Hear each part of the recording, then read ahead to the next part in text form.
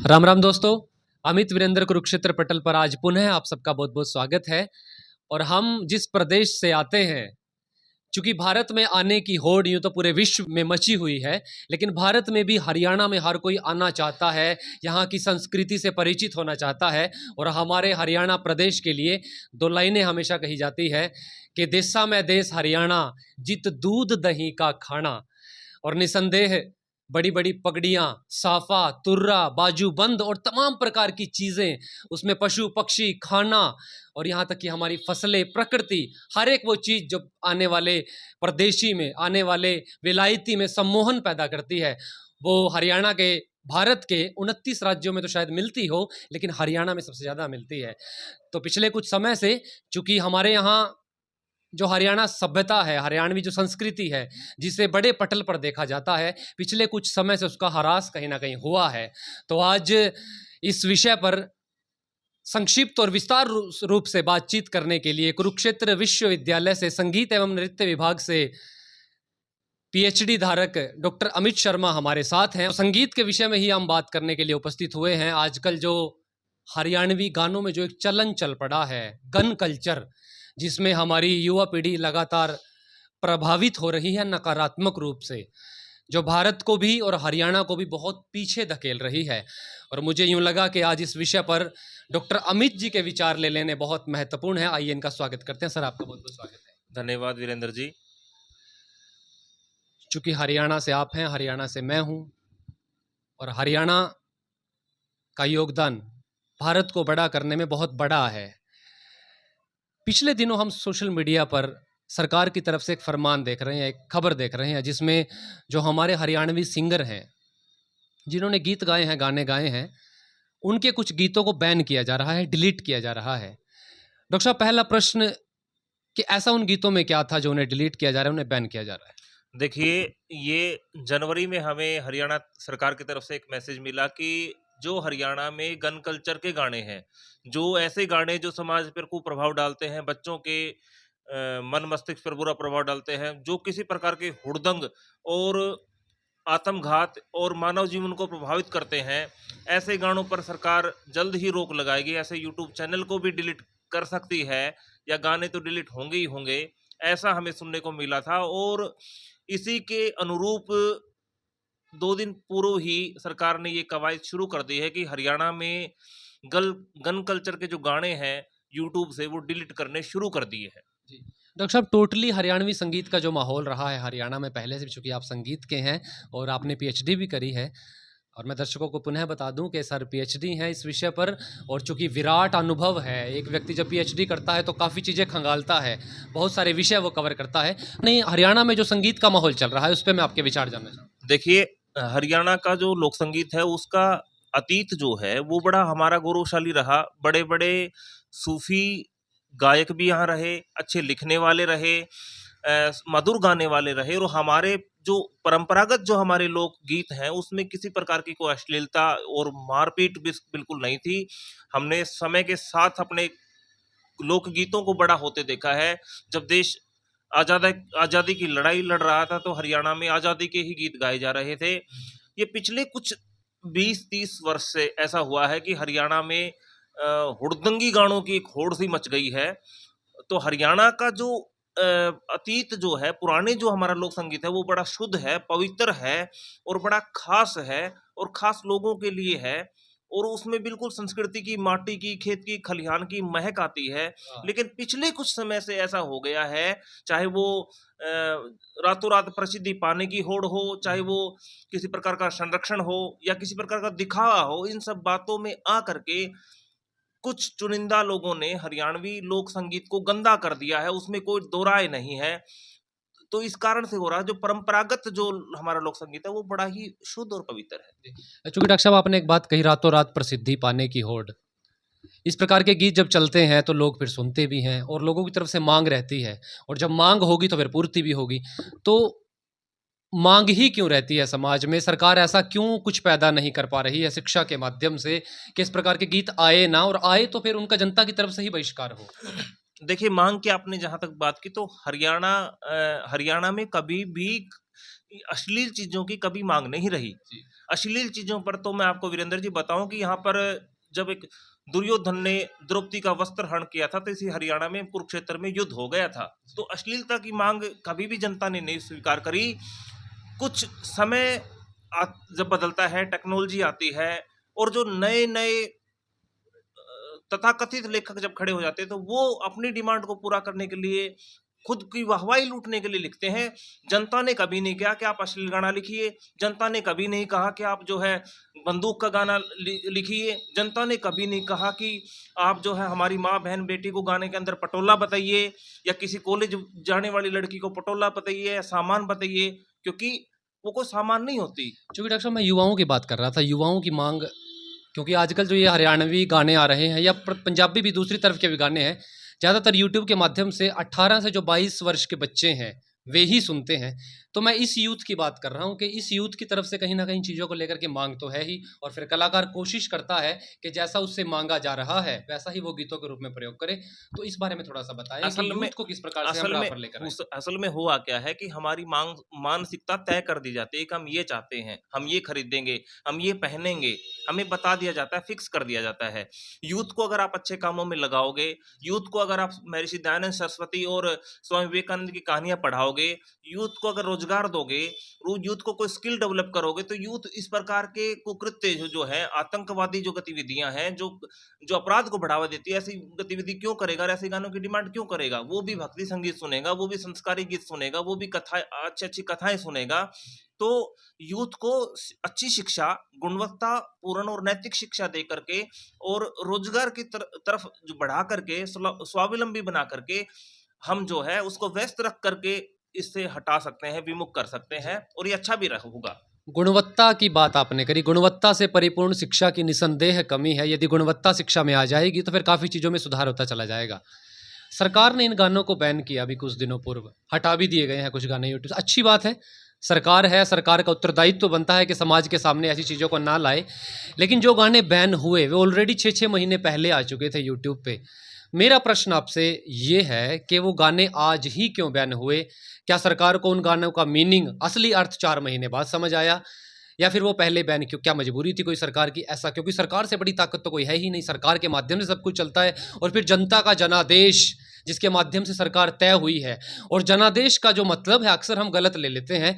जनादेश का मतलब, चूंकि आप प्रोफेसर हैं, आपको बेहतर पता है, जनादेश का मतलब रहता है जन का आदेश। आदेश माने ऑर्डर, जो पिता की तरफ से बेटे को दिया जाता है। तो जो जनता की तरफ से सरकार को दिया गया वो जनादेश, तो इसकी पालना चूंकि हो तो रही है लेकिन बड़ी देरी से हो रही है। तो वही बात इन गानों के बैन करने के बाद, कि गाने बैन जब आए थे तभी हो जाने चाहिए थे, आज ही क्यों किए गए? ये बात आपने बहुत अच्छी कही। देखिए, सत्ताएं आती हैं, जाती हैं, सत्ताएं बदलती हैं। जी। सत्ताओं के बदलने में नेतृत्व भी बदलता है। आज से 5 साल पहले और 10 वर्ष पहले नेतृत्व किसी और व्यक्ति का था, और विचारधारा का था, और पार्टी का था। आज हरियाणा प्रदेश का नेतृत्व किसी और व्यक्ति के हाथ में है। तो तो डॉक्टर साहब, आज की विचारधारा पहले 10 वर्ष की विचारधारा ज़्यादा अच्छी है? नहीं, नहीं, मैं ये नहीं कहना कि विचारधारा अच्छी या बुरी नहीं है। आदमी के व्यक्तिगत काम करने का एक नज़रिया होता है। एक व्यक्ति है जो सहन कर लेता है या देखकर अनदेखा कर देता है। एक व्यक्ति जो है बिल्कुल उसको कट्टरपंथी से, या मतलब ये कहूँ कि दृढ़ संकल्पित होकर के उसको लागू करना चाहता है। तो हरियाणा सरकार देर से ही सही अगर जागी है तो इस बात का हम स्वागत करते हैं, और वास्तव में हम नहीं चाहते कि हमारे बच्चों को जो है इस प्रकार की गलत गाने कानों में सुनाई दें, क्योंकि उसका बहुत बड़ा प्रभाव मानसिकता पर पड़ता है। इसमें कोई संदेह नहीं कि आपने देखा होगा कि अभिमन्यु ने माँ के गर्भ से ही, अर्जुन के द्वारा बताई हुई कहानी से ही चक्रव्यूह भेदना सीख लिया था। तो जब ये तो बच्चा बाहर आ गया तो इस पे तो ज्यादा प्रभाव पड़ेगा। तो प्रभाव कोई माने या ना माने, प्रभाव गलत साहित्य का, गलत गाने का पड़ता है, क्योंकि कोई भी गीत जब लिखा जाता है तो वो साहित्य हो जाता है, और को वो जब गाना रिकॉर्ड हो जाता है, यूट्यूब पे आ जाता है और प्रसारित हो जाता है तो गाना बन जाता है। इसलिए ये साहित्य वालों की जिम्मेवारी भी है, जो हमारी हरियाणा साहित्य अकादमी है और जो साहित्य के लिखने वाले हैं, ये उनकी जिम्मेवारी भी है। और हमारा जो संगीत का विभाग जो है उसकी भी जिम्मेवारी है कि दोनों की जो ये उत्तरदायित्व तो बनता है कि वो तय करें। तो ये साहित्य के रूप से भी ठीक नहीं है और गाने की दृष्टि से भी ठीक नहीं है। 4-5 मिनट का जो गीत होता है संगीत के साथ तैयार होता है, सुनने वाले कि जब वो हृदय कंठ से अंदर उतरता है तो वो जो रक्त के संचरण को बढ़ावा देता है वो नकारात्मकता भी पैदा करता है और सकारात्मकता भी पैदा करता है। संगीत में वो ताकत है। चूंकि डॉक्टर साहब गीत बैन किए गए हैं तो क्या इतना कर देना काफ़ी रहेगा? क्या बैन कर देने से अब वो चीज़ें खत्म हो जाएगी जिसको सरकार लेकर के चल रही है? देखिए, बैन करना एक कदम है। सरकार से सरकार और भी बड़े-बड़े और कठोर कदम उठाने का प्रयास करेगी। अगर मुझे लगता है कि वो अगर वो जो गाने वाले जो लोग हैं, जो गायक हैं, जो कलाकार हैं, वो अगर बाज नहीं आए, तो ऐसा खबर है सूत्रों से कि उनके यूट्यूब चैनल तक डिलीट हो सकते हैं। हाँ, हालाँकि ये नाकाफ़ी है सिर्फ़ गाने डिलीट कर देना और गाने बैन कर देना। ऐसी जब देखिए कोई फ़िल्म बनती है तो उसके लिए सेंसर बोर्ड है, वो पास होती है। ऐसे ही हरियाणा प्रदेश में या कहीं भी देश में गाना भी पास होने के लिए कोई कमेटी या कोई सेंसर बोर्ड या कोई मीटिंग, कोई परिषद होनी चाहिए कि गाना जब बन गया, तैयार हो गया और वो लॉन्च आप कर रहे हैं, उससे उससे पहले वो गाना जो है संस्कृति विभाग या साहित्यिक विभाग कोई भी जो सरकार तय करे वो सुने और वो गाना ठीक है कि नहीं, देश हित में है कि नहीं, उसके बाद ही वो लॉन्च हो। ऐसा नहीं है कि कुछ भी आप रिकॉर्ड कर रहे हो और यूट्यूब और फेसबुक पे डाल रहे हो और किसी की कोई वो है नहीं, तो ये ठीक नहीं है किसी भी तरीके से। तो ये बढ़िया पॉइंट रहा कि फिल्मों के लिए सेंसर बोर्ड है तो गानों के लिए भी सेंसर बोर्ड होना चाहिए। आप कुछ ही सुना दे, कुछ ही गा दे, फिर वो पब्लिक में चला जाए, वो ठीक नहीं रहता है। क्योंकि डॉक्टर साहब सूरज कुंड का मेला हम देखते हैं, अभी फरवरी में ख़त्म हुआ। अंतर्राष्ट्रीय गीता महोत्सव कुरुक्षेत्र में रहता है, 17 दिन का बहुत बड़ा मेला। पेहोवा में सरस्वती महोत्सव अब कुछ सालों से शुरू हुआ है। ऐसे ही हरियाणा में बहुत सारे मेले रहते हैं, अंतर्राष्ट्रीय ख्याति प्राप्त जो मेले हैं, उनमें जिन कलाकारों को बुलाया जाता है, चूँकि कई बार रिपीट कर दिया जाता है कलाकारों को, और वो कलाकार वहाँ जो सुनाते हैं, लाखों की पब्लिक होती है, संख्या होती है, फिर सोशल मीडिया के माध्यम से वो चीज़ जा रही होती है।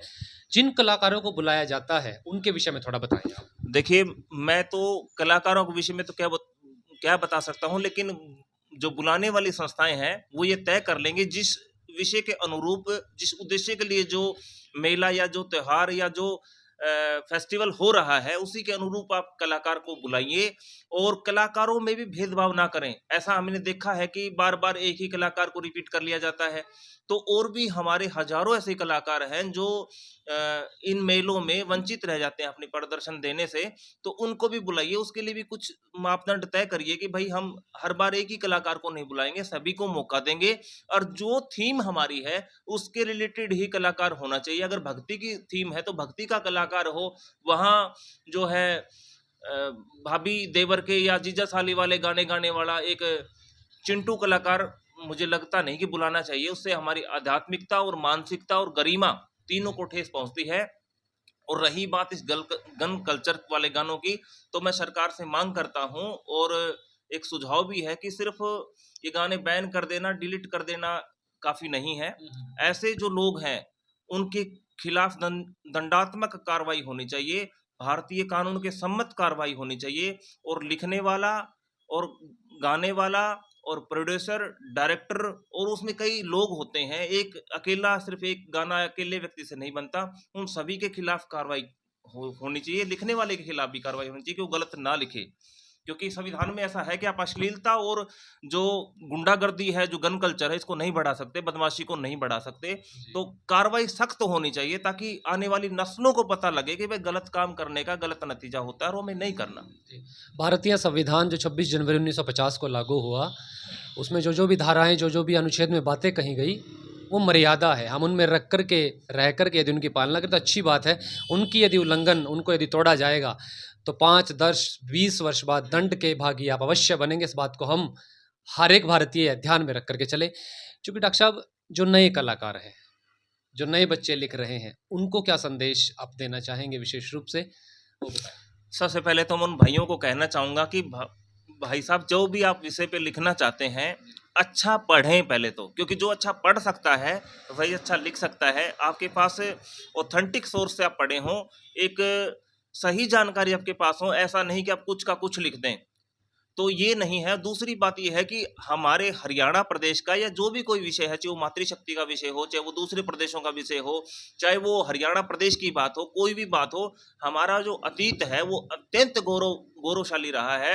अगर आप उस गौरव को लिखेंगे, तो आप उस सुचिता को लिखेंगे, अगर आप उस संदेश को लिखेंगे, तो नो डाउट बहुत अच्छा लिख पाएंगे, और वो आप तब लिख पाएंगे जब अच्छा पढ़ेंगे, बुजुर्गों से सुनेंगे और अच्छा सीखने की चेष्टा करेंगे। तो मैं उन भाइयों से ये अपील भी करूंगा कि अच्छा लिखें, सच्चा लिखें, पवित्र लिखें, और जो गरिमा है, जो प्रासंगिकता है, जो सारगर्भिता है, उसको ना छोड़ें, और उसी में रह करके जो नैतिकता है उसी में रह करके आप चीज लिखें।